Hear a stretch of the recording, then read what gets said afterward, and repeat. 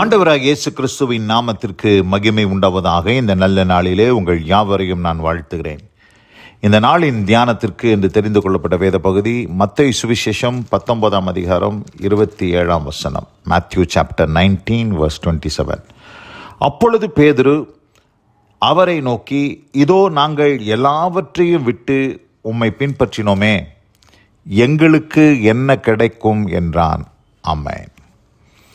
பிரியமானவர்களே, நான் வாசிக்க கேட்டதான இந்த வார்த்தைகளிலே அப்போஸ்தலனாகிய பேதுரு, இயேசுவின் சீடன், இந்த இடத்துல இயேசு கிறிஸ்துவின் இடத்துல என்ன கேட்குறாரு, நாங்கள் எல்லாவற்றையும் உமக்காக விட்டுட்டு வந்தோமே, எங்களுக்கு என்ன கிடைக்கும் என்று இந்த இடத்துல ஒரு கேள்வி கேட்கிறார். எந்த சூழ்நிலையில் இந்த கேள்வியை கேட்கிறார் என்றால், இயேசுவானவர் 23ஆம் வசனத்தில், ஐஸ்வர்யவான் பரலோக ராஜ்யத்தில் பிரவேசிப்பது அரிதென்று மெய்யாகவே உங்களுக்கு சொல்லுகிறேன். மேலும் ஐஸ்வர்யவான் தேவனுடைய ராஜ்யத்தில் பிரவேசிப்பதை பார்க்கிலும் ஒட்டகமானது ஊசியின் காதிலே நுழைவது எளிதாயிருக்கும் என்று உங்களுக்கு சொல்லுகிறேன் என்று இங்கே ஐஸ்வர்யவானை குறித்து இந்த இடத்துல ஆண்டவர் சொல்கிறார். ஐஸ்வர்யவான் என்று சொன்னால் ஐஸ்வர்யத்தின் மேல் மயக்கம் வைத்தவர்கள், ஐஸ்வர்யவானாக வேண்டும் என்று விரும்புகிறவர்கள், ஐஸ்வர்யத்தின் மேல் ஆசை வைத்தவர்கள், அவர்களை குறித்து தான் இங்கே சொல்லுகிறார். சொல்லும் போது சொல்கிறாரு, அவங்க தேவனுடைய ராஜ்யத்தில் நுழைவது அரிதான காரியம், அரிதென்று மெய்யாகவே உங்களுக்கு சொல்லுகிறேன் என்று இந்த இடத்துல சொல்லுகிறார். இப்படி இந்த இடத்துல ஐஸ்வர்யவானை குறித்து இயேசுவானவர் சொல்லி கொண்டிருக்கும் பொழுது இங்கே பேதுரு உடனடியாக ஒரு கேள்வியை கேட்கிறார். நாங்கள் எல்லாத்தையும் விட்டுட்டோமே, எங்களோட ஐஸ்வர்யத்தை விட்டோம், எங்களுடைய வலைகளை விட்டோம், எங்கள் படகுகளை விட்டோம், எங்கள் தொழிலை நாங்கள் விட்டுட்டோம், எல்லாத்தையும் விட்டுட்டு உம்மை பின்பற்றி வந்தோமே, எங்களுக்கு என்ன கிடைக்கும் என்று இந்த இடத்துல சொல்லுகிறதை நாம் பார்க்கிறோம். அப்போது பேதுருனுடைய ஒரு கண்ணோட்டத்தை நம்ம பார்க்கிறோம். அந்த பேதுரு எப்படிப்பட்ட கண்ணோட்டத்தோடு இந்த இடத்துல இயேசு கிறிஸ்துவை பின்பற்றி வந்தார். படகை விட்டுட்டு வான்னு சொன்னார். ஆண்டவர் சொன்ன உடனே படகை விட்டுட்டு உடனடியாக மனுஷர்களை பிடிக்கிறவராக்குவேன், உங்களை மீன்களை பிடிக்கிறவர்களாக அல்ல மனுஷர்களை பிடிக்கிறவர்களாக மாற்றுவேன் சொன்ன உடனே பேதுரு படகெல்லாம் விட்டுட்டு வலையெல்லாம் விட்டுட்டு உடனே இயேசு கிறிஸ்துவுக்கு பின் சென்றார். ஆனால் பாருங்கள், அவர் மனசில் அதெல்லாம் வச்சிருக்கிறாரு. என்ன வச்சிருக்கிறாரு? நான் அதெல்லாம் விட்டுட்டேனே, படகை விட்டுட்டேனே, வலையை விட்டுட்டேனே, தொழிலை விட்டுட்டேனே, எல்லாத்தையும் நான் விட்டேன்னு சொல்லி தன் மனதில் அதை குறித்து ஒரு யோசனை வைத்திருக்கிறதை நாம் பார்க்கிறோம். ஆனால் பேதுருக்கும் பவுலுக்கும் உள்ள வித்தியாசம் என்ன என்று நாம் பார்க்கும்போது, பிலிப்பியருக்கு எழுதின நிருபம், அப்போஸ்தலனாகிய பவுல் பிலிப்பியருக்கு எழுதின நிருபம் 3ஆம் அதிகாரத்தில் பவுல் சொல்கிறாரு, அவருக்காக எல்லாவற்றையும் நஷ்டம் என்று விட்டேன். 3ஆம் அதிகாரம், பிலிப்பியர் 3ஆம் அதிகாரம் 11ஆம் வசனம்.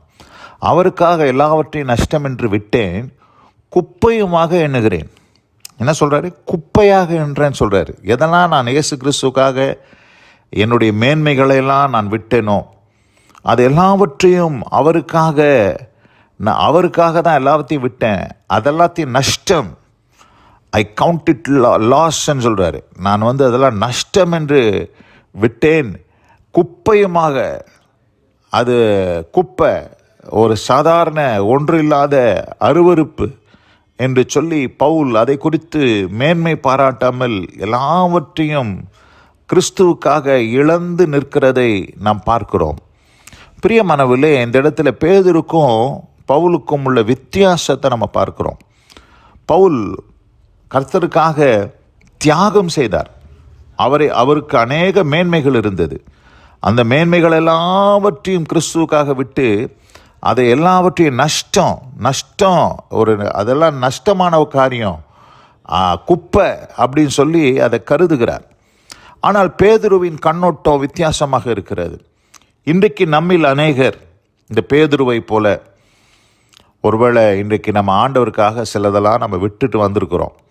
நம்ம குடும்பத்தை விட்டுருக்கிறோம், நம்ம உறவுகளை விட்டுருக்கிறோம், நம்ம அநேக காரியங்களை தியாகம் செஞ்சுருக்கிறது உண்மைதான். ஆனால் அந்த தியாகத்தில் எனக்கு என்ன கிடைக்கும் அப்படின்ற ஒரு கணக்கு நம்ம போடவே கூடாது. இந்த இடத்துல பேதுரு ஒரு தவறான கணக்கு போடுகிறார். ஆனால் தான் பவுல் சொல்லும் போது என்ன சொல்லுகிறார் பாருங்க. அப்போஸ்தலர் நடபடிகள் 20ஆம் அதிகாரம் 35ஆம் வசனத்தை நான் வாசிக்க விரும்புகிறேன். ஆக்ட்ஸ் ஆஃப் த அப்போஸ்தலர்ஸ் சாப்டர் 20 verse 35.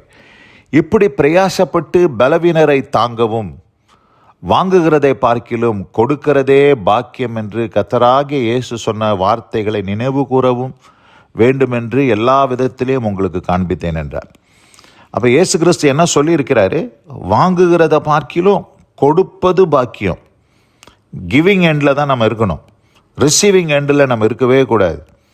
நம்ம இன்னைக்கு கிறிஸ்துவ வாழ்க்கையில் இன்றைக்கு இருக்கிற கிறிஸ்தவம் என்ன கற்றுக் கொடுக்குதுன்னா, ஹவு டு ரிசீவ் திங்ஸ், எப்படி நம்ம எல்லாத்தையும் பெற்றுக்கொள்ளலாம். ஆவிக்குரிய ஆசீர்வாதங்களை நம்ம பெற்றுக்கொள்வது தவறல்ல. ஆனால் இன்றைக்கி இயேசு கிறிஸ்துவை ஒரு வியாபார நோக்கத்தோடு இன்றைக்கு இயேசு கிறிஸ்துவை வச்சு எப்படி நம்ம அந்த உலகத்தில் ஐஸ்வர்யமுள்ளவராக மாறுவது என்று சொல்லி இன்றைக்கு நம்ம அநேக செழிப்பு உபதேசங்களையெல்லாம் நாம் இன்றைக்கு பார்க்கிறோம். அதெல்லாம் இன்றைக்கு தவறாக இன்றைக்கு போதிக்கிறதை நாம் பார்க்க முடிகிறது. 1 கொரிந்தியர் 15ஆம் அதிகாரம் 19ஆம் வசனம் சொல்லுகிறது போல, இம்மைக்காக மாத்திரம் கிறிஸ்துவின் மேல் நம்பிக்கை உள்ளவர்கள் எல்லா மனுஷரை பார்க்கிலும் அவர்கள் பரிதபிக்கப்படத்தக்கவர்கள் என்று சொல்லி வேதத்தில் நம்ம வாசிக்கிறோம். இம்மைக்காக மாத்திரம் கிறிஸ்துவின் மேல் நம்பிக்கையுள்ளவர்களாக இருந்தோம்னா எல்லா மனுஷரை பார்க்கிலும் அவங்க தான் பரிதபிக்கப்படத்தக்கவர்கள் என்று 1 கொரிந்தியர் 15:19 சொல்லுகிறத நம்ம பார்க்கிறோம். ஆதலால் பிரியமானவர்களே, இந்த இம்மைக்காக, இந்த உலகத்தின் காரியங்களுக்காக நம்ம கிறிஸ்துவ மேல் நம்பிக்கை வைக்காமல், கிறிஸ்து இயேசுவுக்காக நான் என்ன செய்யலாம், கிறிஸ்து இயேசுவுக்கு நான் என்ன கொடுக்கலாம், என்னுடைய வாழ்க்கையிலிருந்து நான் ஆண்டவருக்கு என்ன செய்ய முடியும், என் சரீரத்தில், எனக்கு இருக்கிற பலத்தில், எனக்கு இருக்கிற நேரத்தில், எனக்கு இருக்கிற ஐஸ்வர்யத்தில் நான் இயேசுவுக்காக எப்படி பயன்பட முடியும் என்று நாம் யோசிக்கிறவர்களாக நாம் இருக்க வேண்டும் என்பதை தான் இந்த காலை வேளை தியானம் நமக்கு குறிப்பிடுகிறது.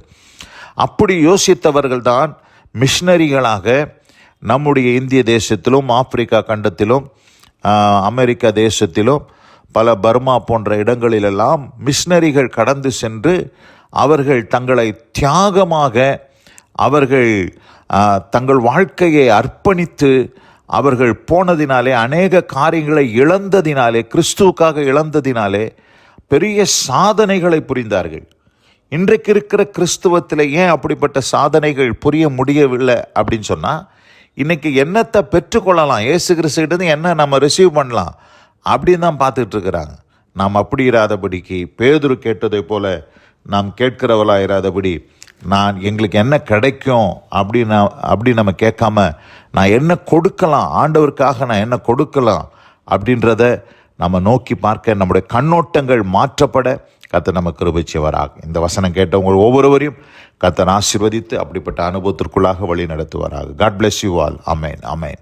நாம் ஜெபிப்போம். எங்கள் அதிகமாய் நேசிக்கிறதான் எங்கள் அன்பின் பரலோக பிதாவே, இந்த நாளிலே நாங்கள் தியானிக்க கேட்ட அந்த வார்த்தையின்படி பேதுரு இயேசு கிறிஸ்துவை பார்த்து, இவைகளெல்லாம் நாங்கள் விட்டு உம்மை பின்பற்றினோமே, எங்களுக்கு என்ன கிடைக்கும் என்று சொன்ன அந்த வார்த்தையின்படியாக நாங்களும் சொல்லுகிறவர்களாயிராதபடி என்ன கொடுக்கலாம், எதெல்லாம் நாங்கள் நஷ்டம் என்று விடலாம், விட்டவைகளை நாங்கள் குப்பையாக எண்ணலாம் என்கிற பவுலுக்கு இருந்த அந்த சிந்தை எங்களுக்கும் உண்டாயிருக்க கர்த்தர் கிருபை செய்தலும். வசனம் கேட்ட பிள்ளைகள் ஒவ்வொருவரையும் ஆசீர்வதித்து உம்முடைய நாமத்தினாலே அவர்களை ஆசீர்வதியும். தேவ கிருபைக்கு தாழ்த்துகிறேன். இயேசு கிறிஸ்துவின் வல்ல நாமத்தில் பிதாவே. ஆமேன், ஆமேன்.